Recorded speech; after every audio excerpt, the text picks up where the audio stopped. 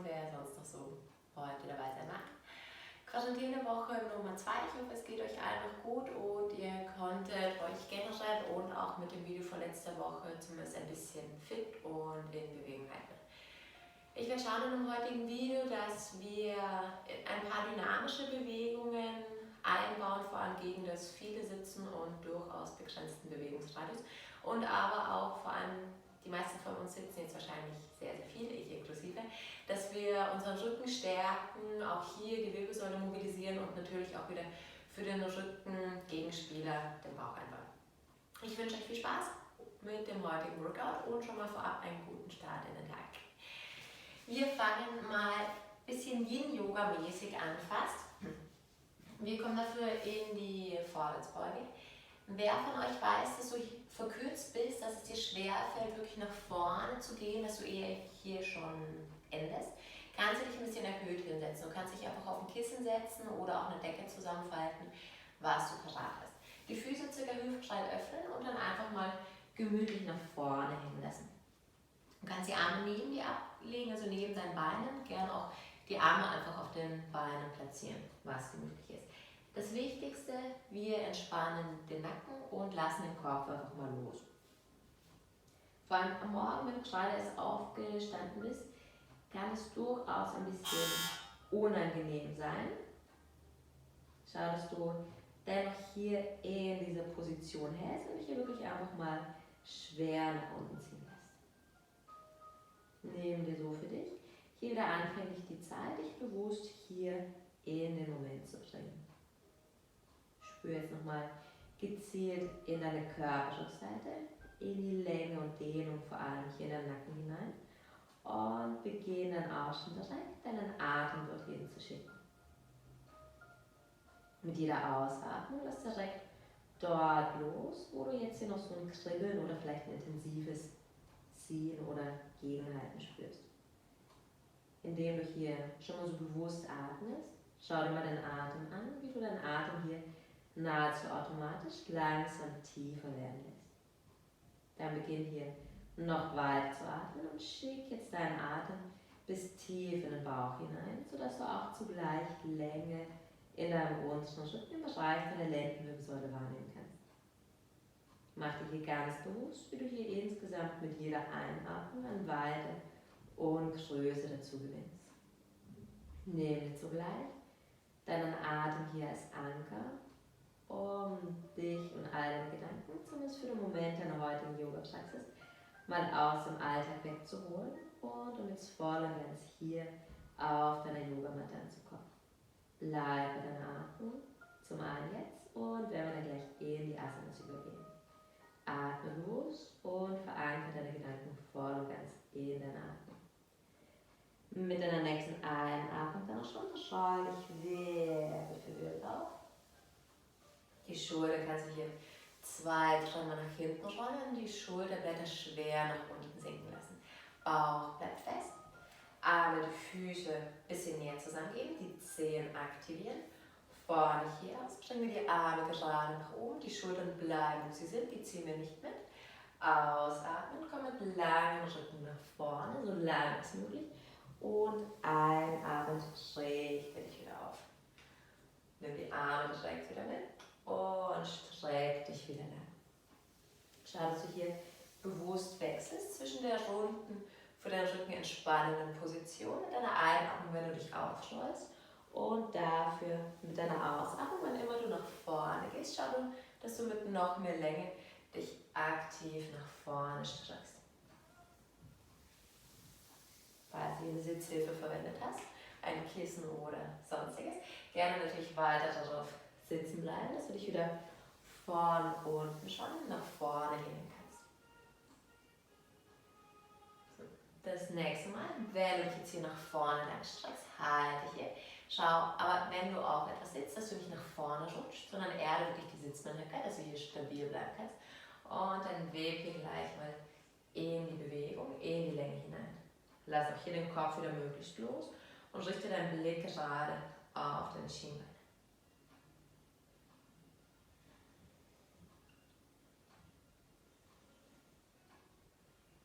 Also, zieh dich so weit als möglich nach vorne. Es kann sein, dass du genauso wie ich jetzt bei den Zähnen bist. Falls du irgendwie hier oben bist, ärgere dich nicht. Vor allem am Morgen ist das nicht ganz so leicht. Du kannst dich auch einfach hier anhalten und dich nach vorne ziehen.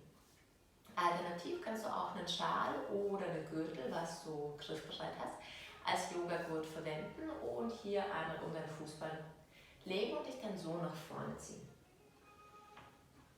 Schau, dass du, obwohl du dich mit den Händen hier anhältst und nach vorne streckst, immer noch die Aktivität in deinen Beinen und auch dein aktives Core beihältst.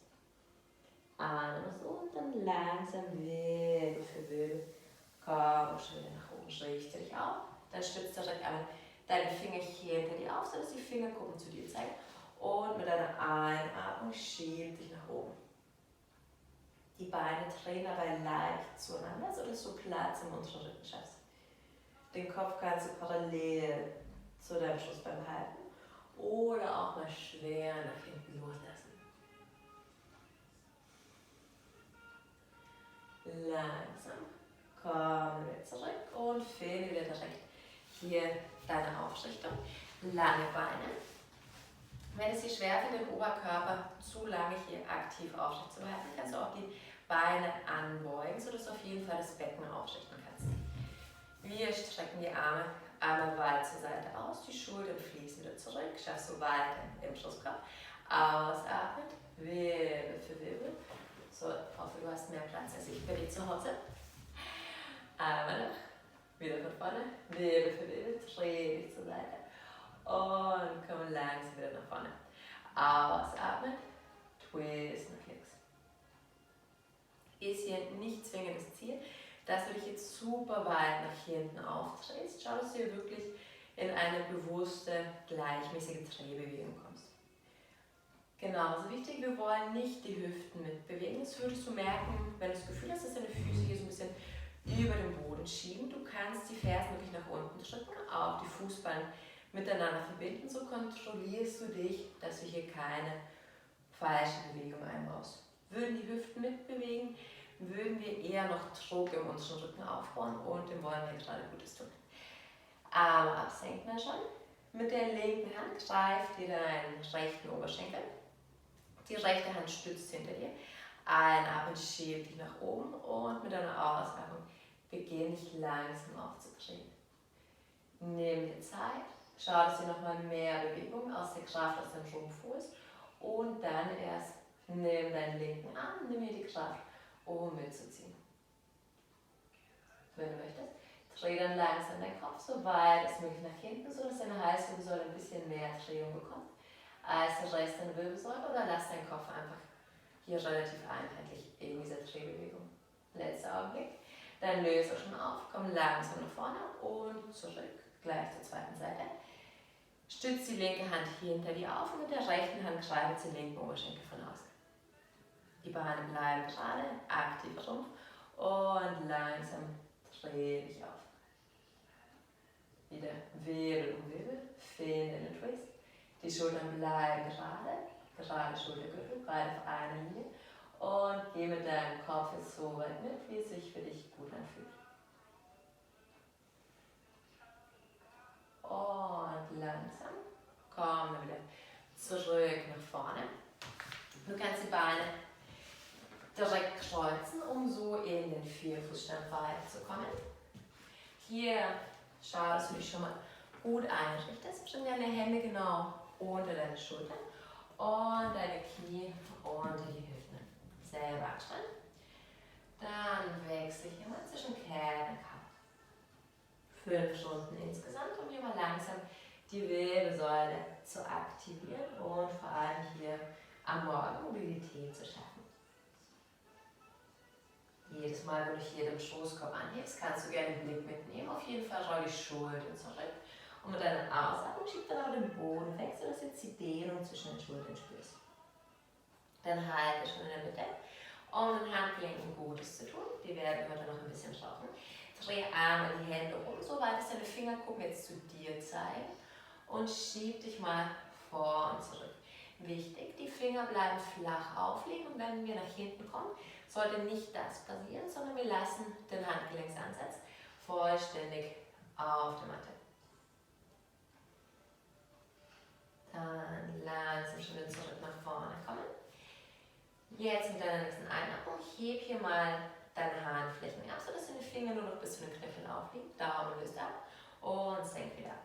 Das machen wir jetzt ein paar Mal in einer etwas schnelleren, schon so ein bisschen pumpende Bewegung. Jeder für sich. Schaust du die Bewegung möglichst kontrollierst. Es bleibt zwar schon noch Gewicht in den Händen, aber indem du deinen Core hier bewusst aktiv behältst, kannst du dich auf jeden Fall so ein bisschen besser abstützen und mehr Gewicht nach hinten schieben. Die Unterarme könnten langsam schon so ein bisschen trennen. Kurz bleiben noch dabei, 5 Wiederholungen noch.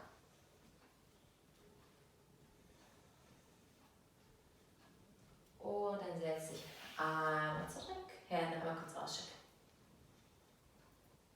Dann bring hier nochmal die Hände vor deinem Herzen zusammen. Die Unterarme bilden eine Linie, auch hier der Fingerkuppen, Fingerknöchel und Handgelenksansatz bleiben in Kontakt und dann beginn hier mal deine Hände vor und zurück zu bewegen. Spüre auch gleichzeitig hier mal die Drehbewegung in deiner Schulter.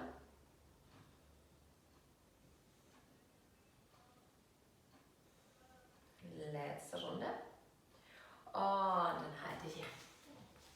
Schon gerne Hände nach vorne. Wir kommen direkt in den ersten Downward Facing Dog. Die Hände über Schulterbrett aufstützen. Füße und Knie in hüftbreiten Abstand und dann schieb dich nach hinten und oben. Erstmal noch dynamischer Hund, indem du dich hier einfach mal auf die Stelle bewegst.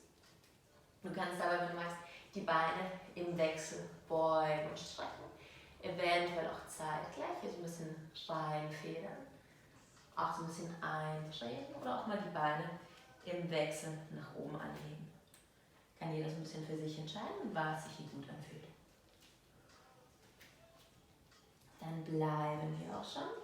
Die Füße bleiben fest geerdet. Die Hände schieben nach vorne hin.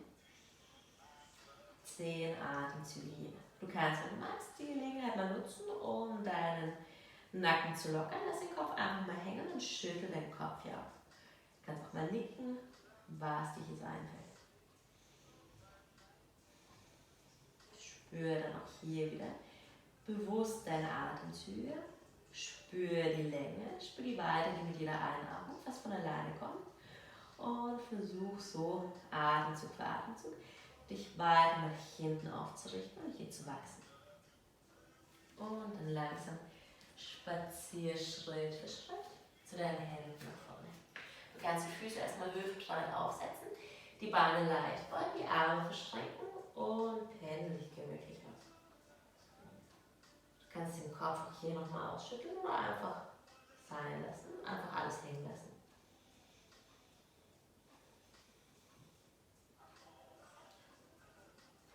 Dann halte auch schon und schau dich direkt Wirbel nach Wirbel folgend hier auf. Und wenn du stehst, die Schulter mal über vorne in 3 großen Kreisen nach hinten holen. Füße kommen zusammen, aktiver Stand. Mit deiner Einatmung streck dich in die Länge, ausatmen, komm nach vorne und tiefe Kreuzbeuge. Ein, halbe Vorbeuge. Schaust, wenn du Rücken wieder lang streckst, wichtig, wieder die Ausrichtung vom Becken, das Becken kippt nach vorne. Ausatmen, komm zurück, stütz die Hände auf. Zum Wachwerden direkt, spring hier mal in so ein paar kontrollierten Sprünge nach hinten zurück. Wichtig, hab Acht auf deine Nachbarn, mach dich nicht unbeliebt, vor allem nicht in Quarantänezeit. Schau, dass du hier wirklich die Beine anbeugst und dich gut abfedern kannst. Falls du keine Lust haben solltest zu springen oder es dir schwerfällt, kannst du natürlich auch einfach nach hinten steigen. Vorne hier mit deiner Ausatmung absenken und einatmen. Komm nach oben in die Cobra oder auch direkt in den aufschauenden Hund. Je nachdem, wonach dir jetzt schon ist. Von hier aus kommen wir direkt, wenn es geht, wieder ins Reverse Chaturanga. Gerne natürlich auch über die Knie nach oben drücken und dann entweder hier die Beine abheben oder auch über die Knie in den Hund zurückschieben. Mit deiner nächsten Einatmung heb jetzt hier einmal dein rechtes Bein an, spitz deine Zehen, streck dich lang, Schultern bleiben gerade. Ausatmen, hol dein Knie nach vorne. Einatmen, lenk dich wieder und ausatmen, komm nach vorne. Einmal noch so, streck dich lang und aus, hole Knie nach vorne ran. Hier halten wir. Dann den rechten Fuß aufsetzen. Bring deinen Fuß nach außen, neben deine rechte Hand, beide Hände kommen auf eine Linie. Schau, dass du die Beine zueinander ziehst, sodass du im Prinzip deine Hände gar nicht brauchen würdest. Du kannst dich an den Beinen anlehnen, aber das meiste Gewicht bleibt in den Beinen. Bauch hier die nötige Spannung im Rumpf auf, dass das gut funktioniert. Und dann beginne hier mal den linken Fuß zu kreisen. Wichtig, rechtes Knie, rechte Knöchel sind genau auf einer Linie und wir machen hier keine super großen Kreise, sodass wir im rechten Knie keinen spitzen Winkel bekommen und die Hüfte langsam öffnen. Richtungswechsel.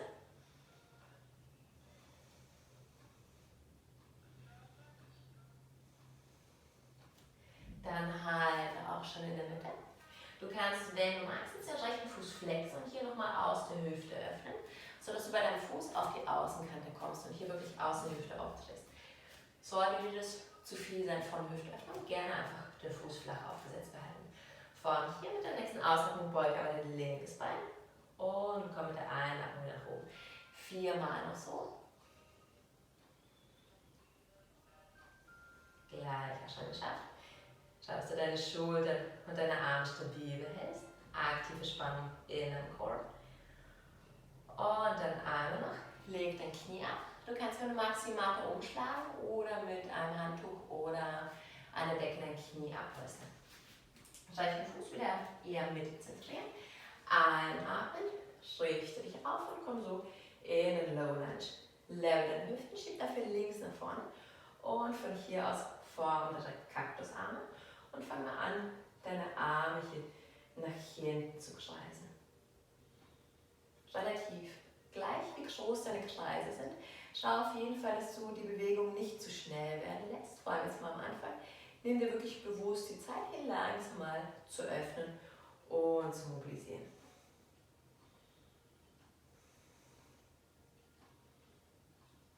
Letzter Kreis, dann bleib so. Bring die Hände vor dein Herz, sodass die Unterarme eine Linie bilden. Vorne hier aus. Dreh dich zur rechten Seite auf und hak den Ellbogen bei deinem rechten Oberschenkel ein. Die Hände schieben ineinander und dein Blick folgt, wenn du möchtest, dem rechten Arm. Lass die Hüften nach und nach vorne sinken. Vergiss aber nicht, die Beine weiter stabil zu behalten und beide Beine zueinander zu ziehen. Kurzer Augenblick noch hier.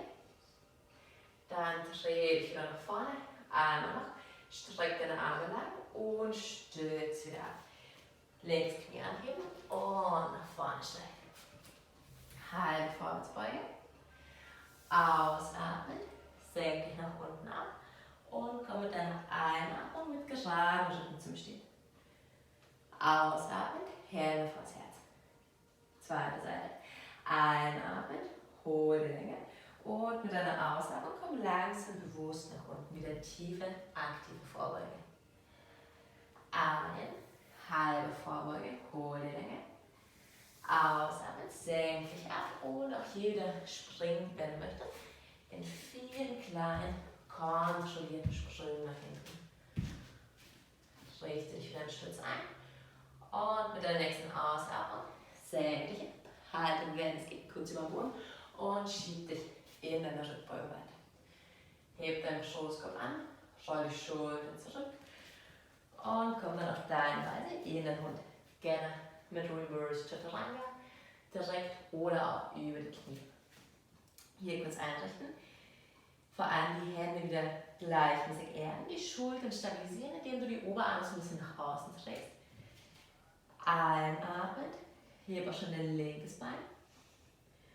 Und ausatmen, hol dein Knie nach vorne ran.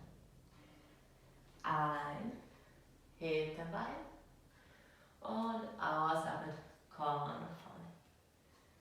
Ein, hol Länge. Und schon ein letztes Mal. Bring dein Bein nach vorne, halte kurz.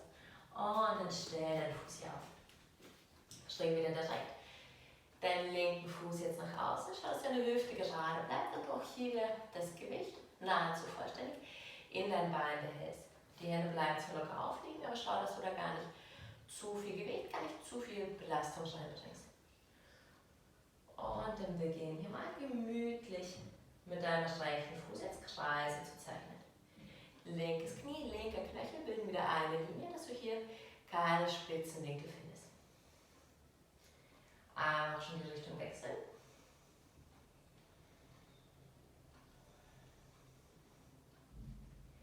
Letzter Kreis. Dann halt also, du kannst den linken Fuß wieder flach aufgesetzt behalten.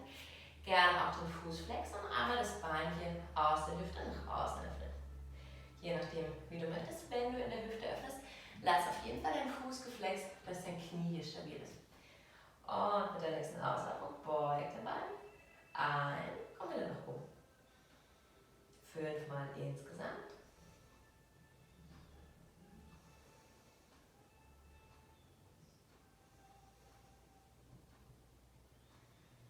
Letztes Mal das schon. Leg dein Knie ab, gerne wieder voll sein.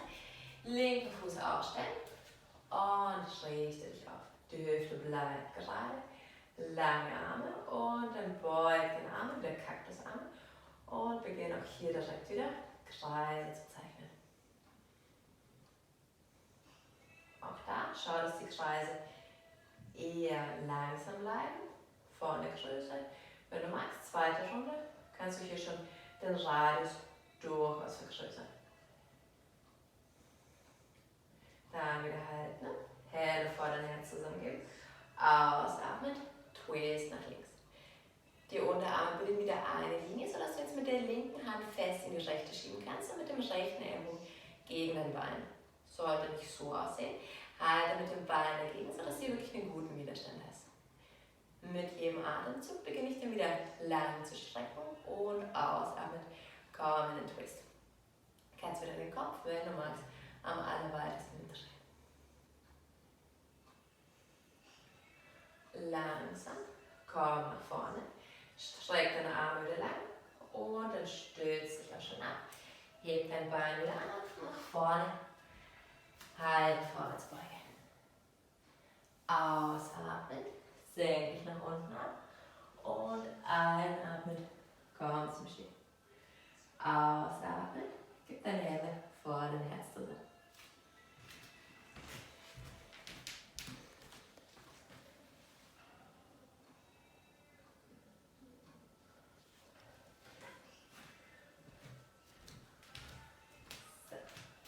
Weiter geht's. Nächste Runde so ein Schuss, leicht variiert.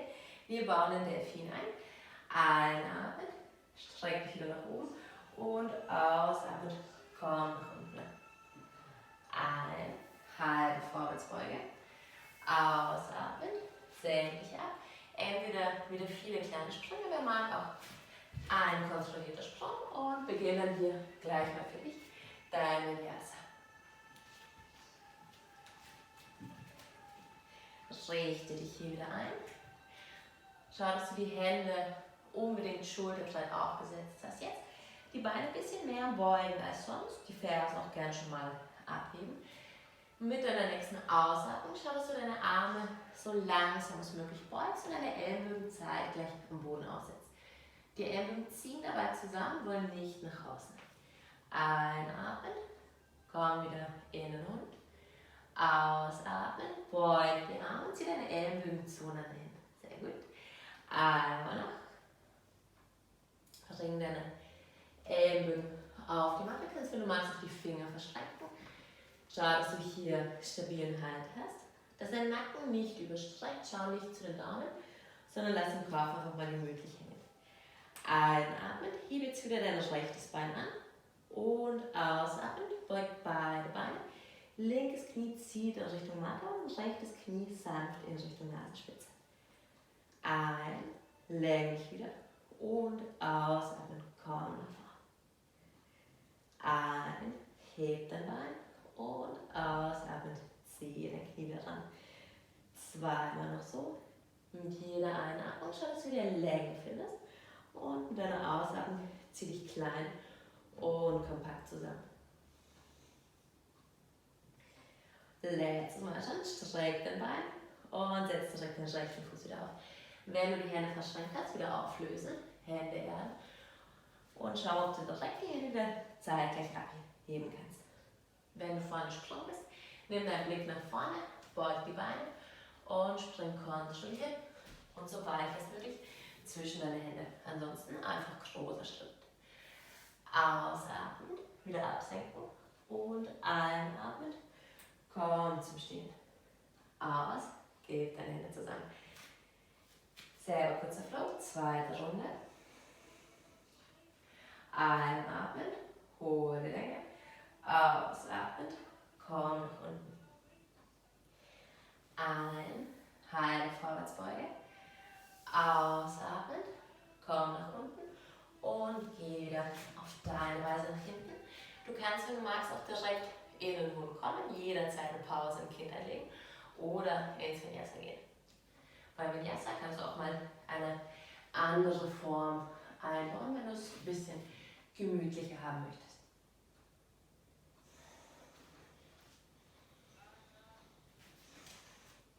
Für unsere zweite Runde mit deiner nächsten Ausatmung schau, dass du jetzt wieder beide Arme anweichst. Die Ellbogen ziehen wieder zueinander, dass auch hier Schulterscheidenabstand hast.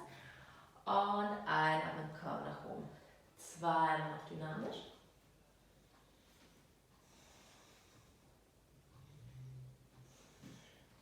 Dann halten wir auch schon. Du kannst wieder, wenn du magst, die Finger verschränken. Schau, dass du die Ellbogen vielleicht ein bisschen näher sogar noch zusammenholst, dass du dich wirklich stabil abstützen kannst.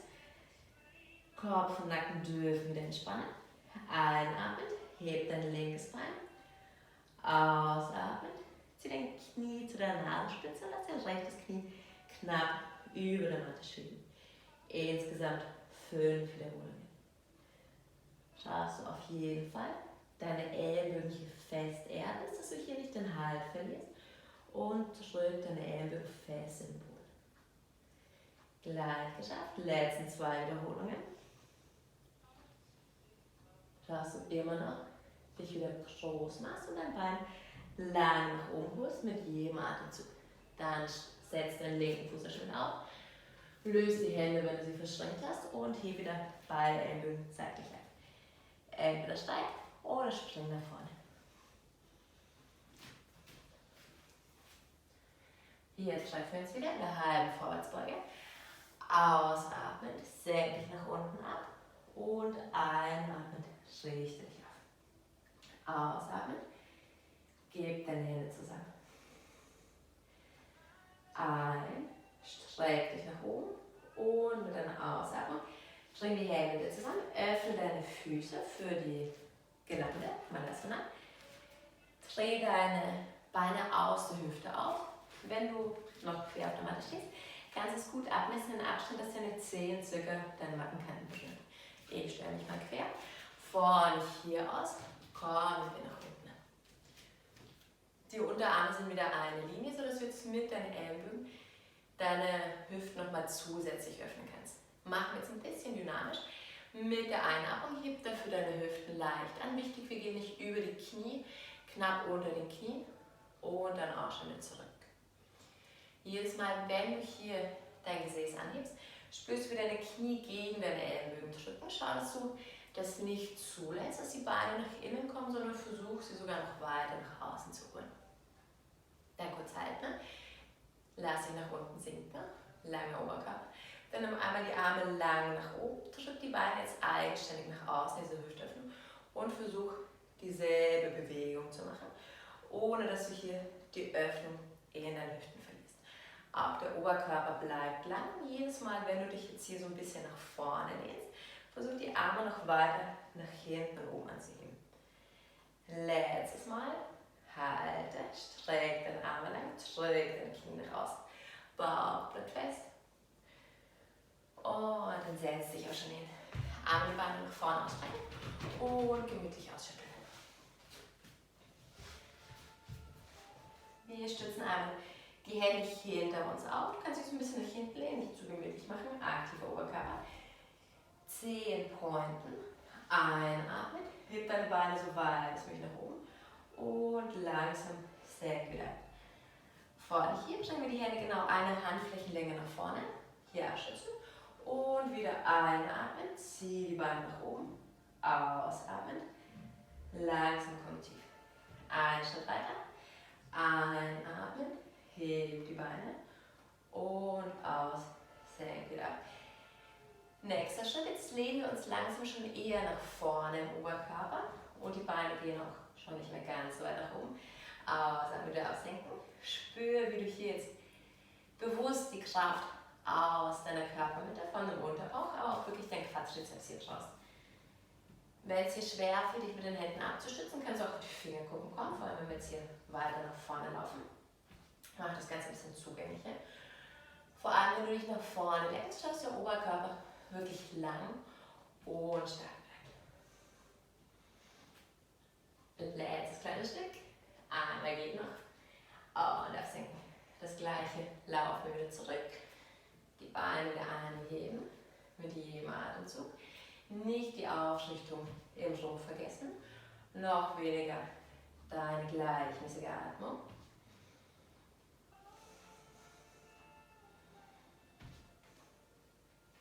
Hier dann langsam schon wieder nach hinten lehnen.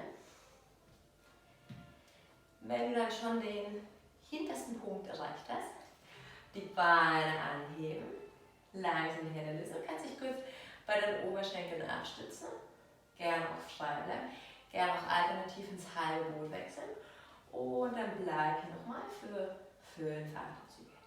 Versuch den Oberkörper weit aufzurichten, wir erden wieder so gut es geht die Sitzbeine weg und schieben uns nach oben. Der Kopf sollte nicht hier hinten sein, dass du hier nicht verkrampfst, sondern schieb den Kopf leicht nach vorne. Einmal noch, zieh die Beine nach oben und jetzt auf. Umarm die Beine, lass den Stirn auf deine Knie sinken.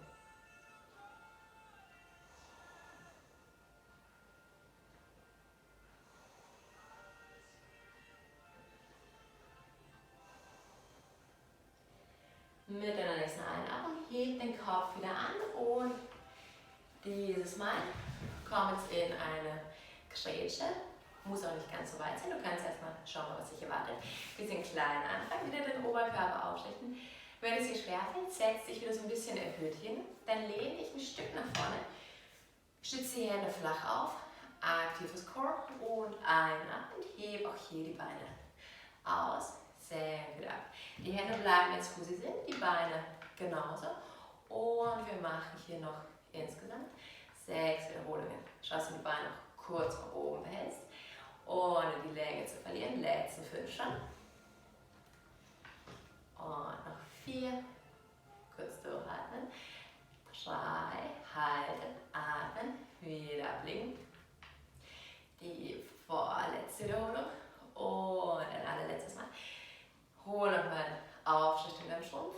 Heb deine Beine an. Halte hier. Und bis auf.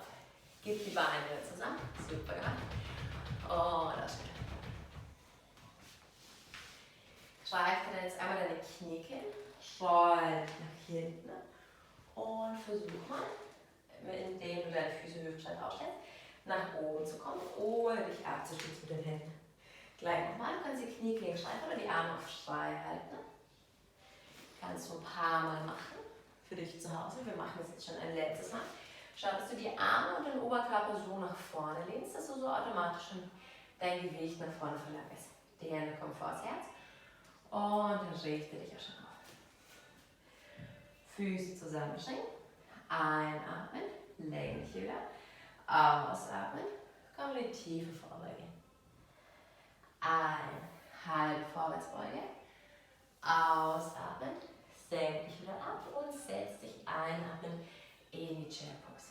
Wir schauen, dass der Rücken wieder lang bleibt und nutzt die Kraft aus deinem Core, die wir gerade gemeinsam aktiviert haben, um hier wirklich Länge zu finden und dein Becken so ein bisschen nach hinten zu kippen jetzt. Ausatmen, stütz deine Hände ab. Beginn auf deine Weise dein Vinyasa. Du kannst steigen oder springen, auch gerne jederzeit das Vinyasa auslassen. Und wir treffen uns im Radschandenhund. Hier wieder Länge finden.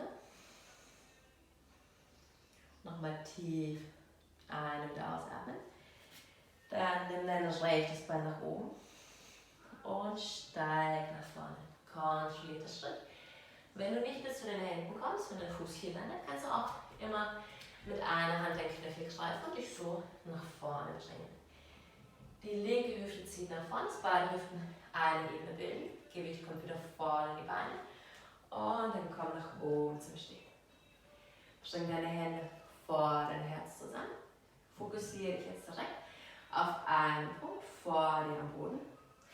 Einatmen, heb dein linkes Bein und zieh dein Knie nach oben. Ausatmen, mach wieder einen großen, kontrollierten Schritt nach hinten. Komm so direkt zurück, wieder in den High Lunge.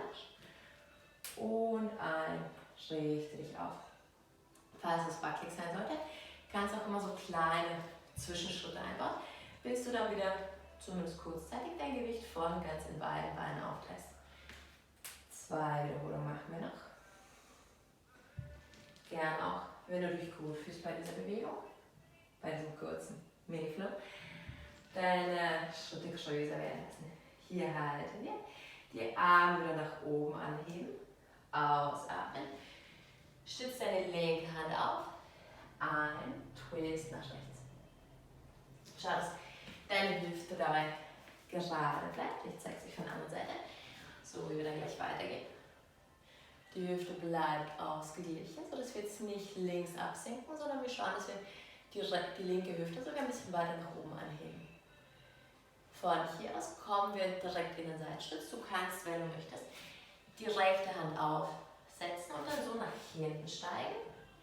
Entweder so in den Seitenstütz übergehen. Gerne auch links Knie absetzen, dass du es dir ein bisschen gemütlicher machst. Variante 2. Von hier. Schau auf einen Punkt, machst du so wieder mit der Balance leichter und steig hier in einen Zug nach hinten. Hier wichtig, wir schauen, dass wir den rechten Hüftknochen weit nach oben schieben. Hier nicht nach hinten kippen, sondern mit unserem Körper eine Fläche bilden. Letzter Atemzug schon. Ausatmen, dreh dich ein und langsam senk dich wieder ab. Jeder für sich, mach hier wieder deinen Yasa. Und dann komm auch schon nach vorne zurück. Hände steif und spring. Ausatmen, komm in die Tiefe und setz dich einatmen in den Stuhl. Aus, komm zum Stehen. Zweite Seite, noch schon letzte Runde für heute im Stehen. Einatmen, hol die Länge. Ausatmen, komm in die tiefe Vorwärtsbeuge. Ein, halbe Vorbeuge. Ausatmen, senk dich ab und setz dich dann wieder direkt in die Chill Pose. Wieder Fokus, langer Rücken, hole Kraft, hole Stabilität aus dem Bauch. Dann stütz dich auch schon wieder ab und komm auf deine Seite nach hinten. Entweder geh ins Vinyasa, ich lasse es diesmal aus, oder komm direkt in den Mund oder gönn in der Pause in der Kindeshaltung. Für die zweite Seite hier, heb dein linkes Bein an und mach einen weiten Schritt nach vorne. Löse deine Hände und komm nach oben zum Stehen. Wieder High Lunge, zweite Seite. Die Hüfte bleibt gerade. Stellen wir deine Hände vor dein Herz, damit es nicht wackelig wird. Fokussiere dich wieder auf einen Punkt und mit dem nächsten Atemzug komm in die Balance, jetzt auf dem linken Bein und aus, ab und den großer Schritt nach hinten. 4-mal noch. Jeder für sich, bewegt dich hier in deinem Tempo weiter und wir treffen uns dann im High Lunge. Da wird schon wackelig. Du kannst auch hier, wenn du magst, kleine Zwischenschritte einbauen. Entweder wenn du nach vorne oder auch wenn du nach hinten gehst, je nachdem, was für dich heute Morgen zugänglicher ist oder was sich noch ein bisschen schwieriger anfühlt. Wir halten dann. Hier im High Lunge, schau schon wieder, dass deine Hüfte gerade ist. Die Arme nach oben strecken. Und mit deiner Ausatmung stützt die Hände wieder auf. Bring jetzt vor allem Gewicht in deine rechte Hand und öffne zur linken Seite. Beide Schultern ziehen dabei wieder weg von deinen Ohren. Halte die Länge und und versuch mit deinen linken Fingerspitzen so weit als möglich zur Decke zu ziehen. Von hier aus, entweder kannst du deine linke Hand für den Moment abstützen und so nach hinten kommen oder so wie ich es gerade vorgezeigt habe, wieder direkt ein großer Schritt nach hinten in den vollen Seitstütz. Auch hier kannst du, wenn du magst, optional dein rechtes Knie abstützen. Wir halten noch 2 Atemzüge hier. Schau gerne, ob du dich noch ein bisschen größer machen kannst, je mehr in der Halbmondform gehst. Und dann löser schön auf. Komm in den Stütz. Und einmal mehr. Wenn du möchtest, komm mit ins Vinyasa. Streck dich wieder lang im Mund. Und dann komm schon nach vorne. Wieder an den Mattenanfang. Halbe Faustbeuge. Ausatmen. Senk dich ab. Und ein. Komm zurück. In die Chair Pose. Von hier. Komm langsam zum Stehen. Ein, hol die Länge und mit einer Ausatmung sag dir selbst Danke, verbeug dich von dir und steig direkt in den Abstand und hier noch einmal Länge finden und einatmen, roll nach vorne, langsam, leg dich ab. Lass jemand die Hände zunächst unter deinen Schultern aufgestützt. Blicke auf die Matte, Bauch sinkt nicht einfach entspannt locker in die Matte mit der Schwerkraft, sondern schau, dass auch hier in Bauchlage dein Bauchdecke wirklich aktiv ist. Einatmen, heb dein Brustbein an, aus, komm wieder tief. Ein, zieh dich nach oben, roll die Schultern zurück und senk dich wieder ab. Einmal noch so, richte dich auf. Spüre, wie hier wirklich die Muskeln aus deinem unteren Rücken dich nach oben ziehen, nicht deine Hände. Und komm wieder tief. Mit deiner nächsten Wiederholung heb jetzt nicht nur deinen Schoßkopf, sondern auch seitlich deine Beine mit vom Boden ab. Ausatmen, komm wieder nach unten. Ein, dynamisch, komm in die Heuschrecke und löse wieder auf. Ein letztes Mal, zieh dich hier nach oben. Und bleib hier. Schau, dass du dein gesamtes Core aktiv behältst. Die Wirbelsäule bleibt lang und aufrecht. Nimm dann einmal die Arme weit nach vorne, Handflächen zeigen Richtung Boden und ausatmen. Zieh die Arme schon ein, hole die Länge. Schau, dass die Arme nicht hier unten sind. Versuch sie so weit als möglich nach oben zu drücken. Ausatmen, zieh wieder zu dir ran. Einmal noch. Und dann halte hier. Von hier aus gehen wir direkt weiter in den Skydiver. Winkel dafür die Beine an, flex die Füße, drück deine Fersen gegeneinander und dann versuche jetzt nochmal deinen Fuß weit nach oben zu schieben, deine Oberschenkel vom Boden abzuheben und auch deinen Brustkorb nochmal nach oben anzuheben. Letzten Augenblicke hier. Und entspann dich. Länge deine Beine, lass den Fersen nach außen kippen. Und locker hier kurz durch.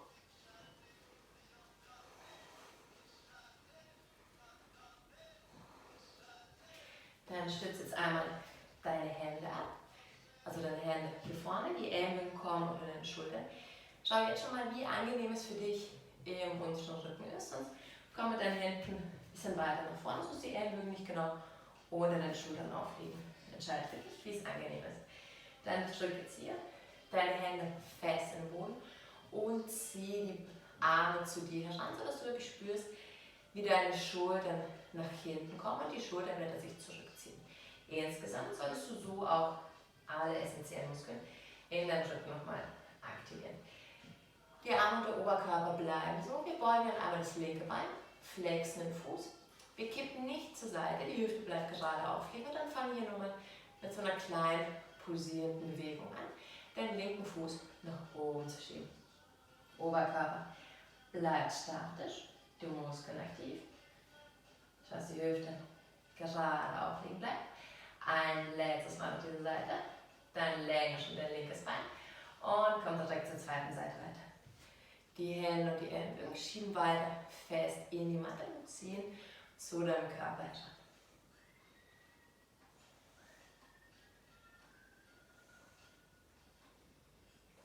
Gleich geschafft. Letzte Wiederholung schon hier. Und dann löse wieder auf. Verschränk den Arme. Wenn du den Kopf vorne gedreht hast, schaut es so aus, wie du findest. Diesmal zur anderen Seite blickst. Die Fersen kippen nach außen. Wenn du möchtest, schüttel dich aus.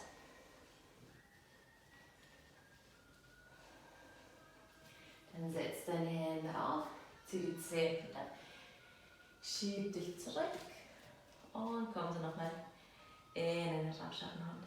Streck dich hier lang. Und dann komm langsam nach vorne. Du kannst einen gemütlichen Spaziergang machen. Wenn du vorne angekommen bist, beug deine Beine, stell die Füße vorne auf. Nimm direkt den Arm in die Höhe und schau dich langsam zur Liege. Lass dir Zeit. Wenn du dann liegst, streck direkt deine Beine nach vorne aus und hol dein rechtes Knie zu dir. Verschränk deine Finger und zieh an deinem Schienbein oder an deinem Knie dein Bein nach oben in Richtung Schulter. Von hier aus kommen wir in den liegenden Twist. Bring dafür mit deiner Ausatmung dein Knie über den Körper zur linken Seite. Rechte Schulter bleibt aufliegen, sodass du nicht zur Seite hinkippst, sondern wirklich eine gleichmäßige Drehung findest. Gerne auch den Kopf in die Drehbewegung integrieren und zu deinem rechten Arm schauen.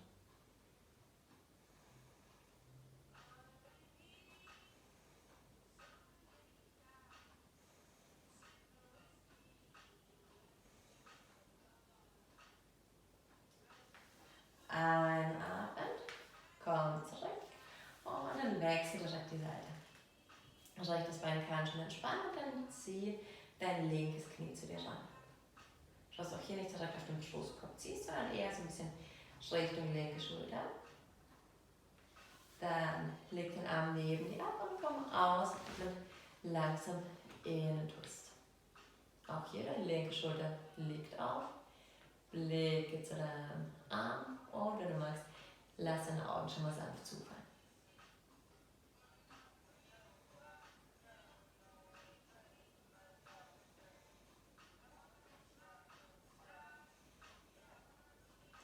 Und dann langsam löse auf. Zieh noch einmal beide Knie zu dir. Umarm deine Beine.